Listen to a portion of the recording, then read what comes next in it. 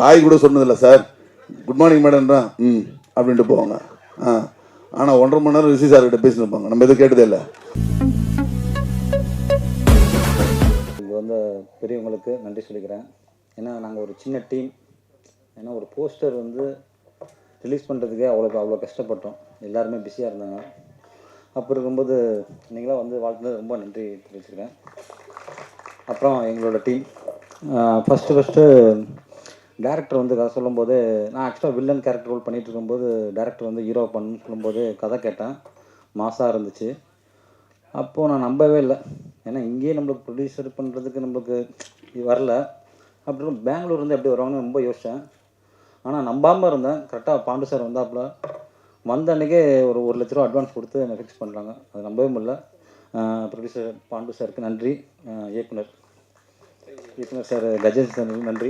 அப்புறம் co artist Aradhya ma'am, George brother, Vinodhini ma'am, தீனாண்ணா, சரவணா சித்தப்பு சார், பருத்தி வீரனில் வந்து சார் உங்களை பருத்தி வீரனில் பார்த்தேன். இப்போ உங்க கூட நடித்தது ரொம்ப பெருமையாக இருக்குது சார். ரொம்ப நன்றி சார். அப்புறம் காமராஜனை, சென்ட்ராயனை, ராஜேந்திரன் சார், வேறு யாரையும் விட்டேனா. அப்புறம் cameraman Bhaskar sir, editor Ranjith sir, கதை நாயகன், மியூசிக் தலைவர் ஸ்ரீகாந்த் சார். ரொம்ப பெருமையாக இருக்குண்ணே உங்களோட ஒர்க் பண்ணது. ரொம்ப கஷ்டப்பட்டு பண்ணியிருக்கோம். ஒரு நல்ல ஒரு கண்டென்ட் நீங்களாம் சப்போர்ட் பண்ணணும். நன்றி, வணக்கம். என்னுடைய ரொம்ப பெரிய வணக்கம். முதல்ல என்னை ரொம்ப அழகாக வரவேற்ற மேம்க்கு ரொம்ப பெரிய தேங்க்ஸ் சொல்கிறேன். இங்கே இருக்க பெரியவங்க எல்லாரும் இங்கே வந்து எங்களை ப்ளஸ் பண்ணுறதுல எனக்கு ரொம்ப பெரிய சந்தோஷம். நன்றி. ப்ரெஸ் மீடியா நண்பர்கள், நீங்கள் இல்லாமல் நாங்கள் இங்கே இல்லை.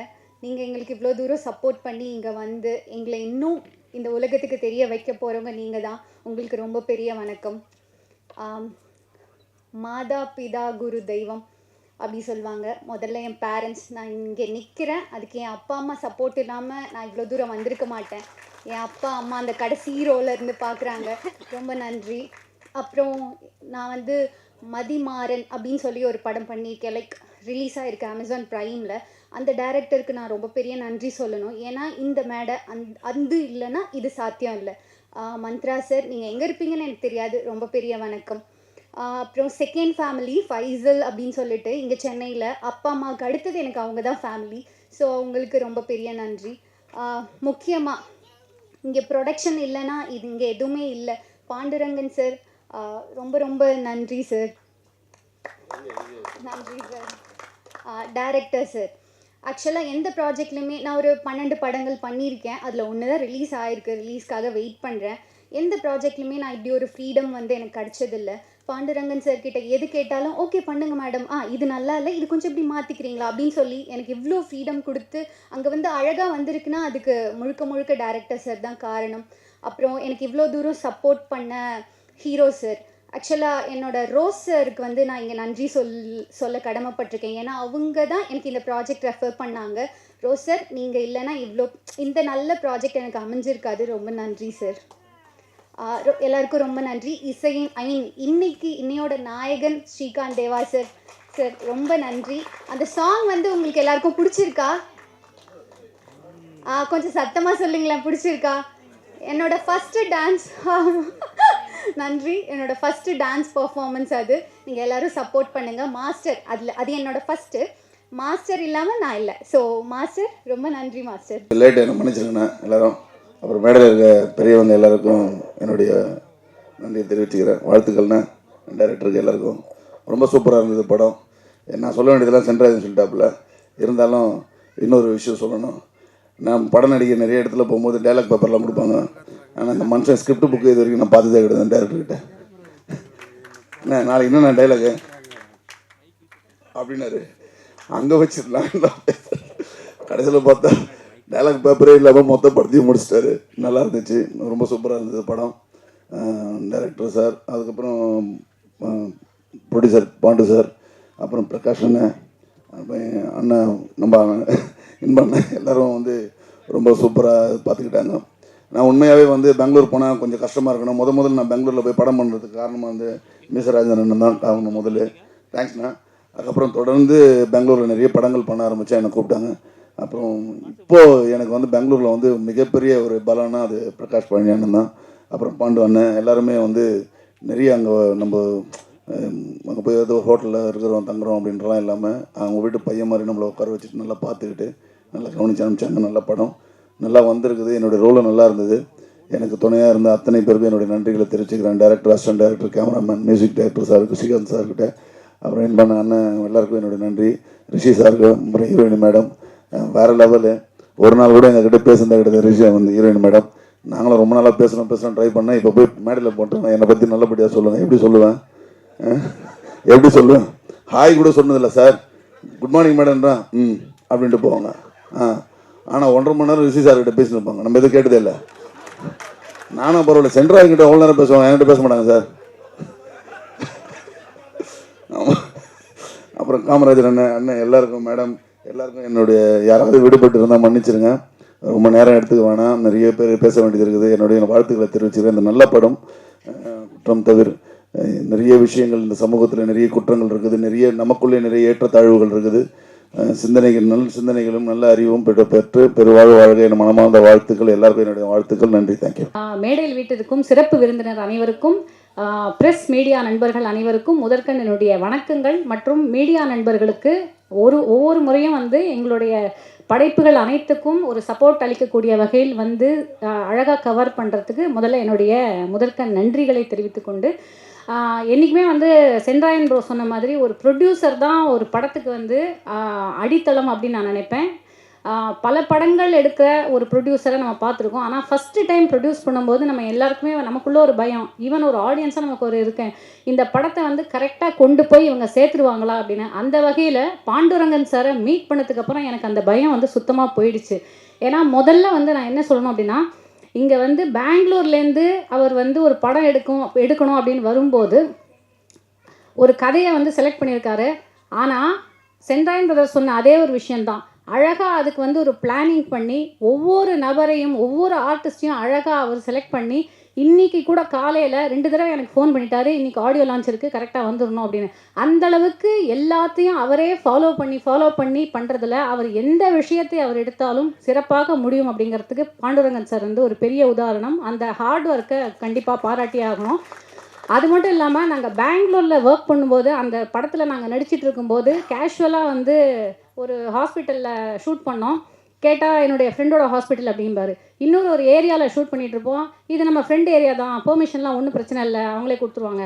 அப்புறம் இன்னொரு ரோட்டில் வந்து ஷூட் பண்ணிகிட்ருப்போம். அதான் தெரியும், அதான் பிரகாஷ் பழனி சார் தான். ஆமாம், ஒரு ஹோட்டலில் ஷூட் பண்ணியிருந்தோம். ஹோட்டலில் எங்களெல்லாம் தங்க வச்சுருந்தாரு. கேட்டால் இது எங்கள் ஃப்ரெண்டோட ஹோட்டல் தான். அந்த வகையில் எனக்கு ரொம்ப இம்ப்ரெஸ்ஸான ஒரு விஷயம், நானும் அதை வந்து இன்ஸ்பயர் ஆகி கண்டிப்பாக என் வாழ்க்கையில் பண்ணணும்னு நினைக்கிறது இவர் சேர்த்துருக்கக்கூடிய உறவுகள். ஏன்னா இந்த மாதிரி ஒரு சின்ன படம் தான் இது. ஆனால் இன்னைக்கு பாருங்கள், அரங்கம் நிறைந்திருக்கிறது, மேடையும் நிறைந்திருக்கிறது. இந்த மாதிரி நிற்க கூட இடம் இல்லாமல் ஆட்கள் நின்றுட்டுருக்காங்க. அப்படிங்கும்போது பெங்களூர்லேருந்து ஐ திங்க் பாதி பேர் வந்திருக்காங்கன்னு நினைக்கிறேன். அவ்வளோ உறவுகளை அவர் வந்து சேர்த்து வச்சுருக்காரு. அதுக்கு வந்து great sir, hats off to you first of all. இந்த உறவுகள் மட்டுமே வந்து உங்களுக்கு அந்த படத்துக்கான சக்ஸஸை கொண்டு போய் சேர்த்துரும் அப்படிங்கிறது எனக்கு நிச்சயமாக தோணுது. 3வது விஷயம் நான் சொல்ல வேண்டியது, சைந்தவி பார்த்து எனக்கு பெரிய பொறாமை. எனக்கும் வந்து இந்த மாதிரி ஒரு தாத்தா, நான் என் தாத்தா 2 தாத்தாவில் ஒரு தாத்தாவை பார்த்ததே கிடையாது. இன்னொரு தாத்தா நான் பிறந்த கொஞ்ச நாள்லேயே இறந்துட்டார். ஆனால் ஒரு குழந்தைக்காக அந்த குழந்தையுடைய டேலண்ட்டை வந்து கண்டறிஞ்சு அந்த குழந்தைக்காக நான் ஒரு படம் ப்ரொடியூஸ் பண்ணுறேன் அப்படின்னு பண்ணியிருக்காரு. கண்டிப்பாக சைந்தவிக்கும் அது பெரிய ஒரு பெருமை, அவர்களுடைய குடும்பத்துக்கும் மிகப்பெரிய பெருமை. உண்மையிலுமே எனக்கு வந்து சைந்தவி பார்த்து அந்த விஷயத்தில் பொறாமையாக இருக்குது. ஆனால் அந்த குழந்தை அவ்வளவு அழகாக நடிச்சிருக்கு. இன்றைக்கி விழாவுடைய நாயகன் ஸ்ரீகாந்த் தேவா சார். எனக்கு மிகப்பெரிய பெருமை என்னென்னா, தேவா சார்லாம் நம்ம ஆப்வியஸ்லி நமக்கு தெரியும், நம்ம சமீபத்தில் கூட அவருடைய அந்த ரீல்ஸ் எல்லாம் போடும்போது நான் அவரோட ரீல்ஸாக எனக்கு வந்துகிட்டே இருக்கும். பிகாஸ் நான் அடிக்கடி பார்த்துட்டே இருப்பேன். அதாவது ஸ்ரீகாந்த் தேவா சார் இசையில் நான் ஒரு படத்தில் நடிச்சிருக்கேன். அதுலேயும் நம்ம எப்போவுமே ஒரு ஆர்டிஸ்ட்டாக நம்ம என்ன சொல்லுவோம்னா, ஒரு பாட்டில் வந்துட்டால் கண்டிப்பாக நம்ம வந்து ரிஜிஸ்டர் ஆகிடும் அப்படின்னு. அந்த வகையில் எனக்கு மிக அழகான இந்த ஒரு அம்மா சாங் அப்படிங்கிற ஒரு சாங்கை கொடுத்ததுக்கு ரொம்ப ரொம்ப நன்றி சார். அந்த லிரிக்ஸை எழுதின கு கார்த்திக் அவர்களுக்கும் என்னுடைய நன்றி. ஏன்னா ரொம்ப அழகான வார்த்தைகள், ரொம்ப அழகாக வந்திருக்கு அந்த பாட்டும். கஜேந்திரா சார் டைரக்டர், அவரை பற்றி சொல்லணும். இப்போ தீனா சார் சொன்னார் டயலாகே அவர் வந்து கொடுக்கல அப்படின்னு. ஒரே ஒரு காரணம் தான் தீனா சார், அவருக்கு தமிழ் எழுதவே வராது. இது எத்தனை பேருக்கு தெரியும்னு தெரியல. அவர் வந்து கன்னடாவில் படித்து கன்னடா மீடியமில் படித்தவர், பெங்களூர்லேயே பிறந்து வளர்ந்தாலும் தமிழ்னாலும் அவர் பெங்களூரில் தான் பிறந்து வளர்ந்ததுனால அவருக்கு தமிழ் எழுதவே தெரியாது. ஆனால் அதையும் மீறி ஒரு தமிழராக இருந்து ஒரு தமிழ் படத்தை இயக்கியிருக்காரு அப்படிங்கிறது ஒரு பெரிய ஒரு விஷயம், பெருமைக்குரிய ஒரு விஷயம். அதே மாதிரி ஃபுல் ஃப்ரீடம் கொடுத்துருவாரு. அந்த கதையோடைய ஒவ்வொரு இதையும் அவர் எந்த அளவுக்கு சினிமாவை ரசிக்கிறார் அப்படிங்கிறத நான் புரிஞ்சுக்கிட்டேன். அப்படின்னா நைட்டு 2 மணிக்கு ஷூட்டிங் முடிஞ்சாலும் ரூமுக்கு போயிட்டு ஒரு 20-30 நிமிஷமாவது ஒரு படத்தோட பாதியாவது பார்த்துட்டு படுக்கிற அந்தளவுக்கு சினிமாவோடைய ஆர்வலர். அவருக்கு இந்த படம் வந்து மிகப்பெரிய ஒரு ஃபஸ்ட்டு படம் அப்படிங்கிற மாதிரியே இருக்காது. நான் இதை சும்மா சொல்லலை, நான் பார்த்த வரைக்கும், நான் டப்பிங் பேசின வரைக்கும் நான் பார்த்துட்டு நான் சொல்கிறேன். I am saying this with all my heart. இது ஒரு சிறப்பான ஒரு படமாக அமைஞ்சிருக்கு. கூட நடித்த அனைத்து நடிகர்களும் சிறப்பாக பணியாற்றியிருக்காங்க. இங்கே ஒருத்தர் வரல இன்னைக்கு, அவரோட நடித்ததும் எனக்கு, அவர் காம்பினேஷன் நடித்தது எனக்கு ரொம்ப இது. அதாவது நம்ம நாகேஷ் அவர்களுடைய மகன் ஆனந்த் பாபு சார், அவரும் இந்த இடத்துல சொல்லி ஆகணும். அவரும் ஒரு நெகட்டிவ் கேரக்டர் தான் பண்ணியிருக்காரு. ஸோ வந்திருந்த அனைவருக்கும் நன்றி. இந்த படம் வந்து சிறந்து எங்கள் எல்லாருக்கும் ஒரு பெரிய சக்ஸஸை வந்து அளிக்கணும் அப்படிங்கிறது தான் என்னுடைய ப்ரேயர்ஸ். என்னுடைய விஷயம் வந்து நண்பன் ரிஷி இந்த படத்தினுடைய ஆடியோ லான்ச் வருது, கண்டிப்பாக நீங்கள் வரணும் டார்லிங் அப்படின்னு சொல்லிட்டு ஒரு மெசேஜ் அனுப்பிச்சாப்புல, அதை விட்டார்.